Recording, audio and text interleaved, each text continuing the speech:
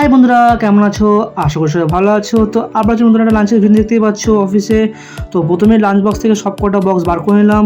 বার করার পরে তোমরা জানোই বড় লাঞ্চ বক্সটার মধ্যে কী আছে। এর মধ্যে আছে ভাত।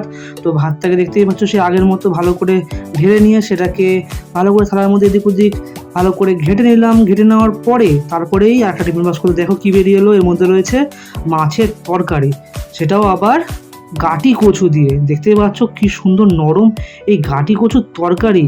একটুখানি ওই জিরে আদা জিরে বাটা দিয়ে করা যা লাগে না খেতে, খুব সুন্দর। তো এটাকে থালার মধ্যে ভালো করে ঢেলে নিলাম।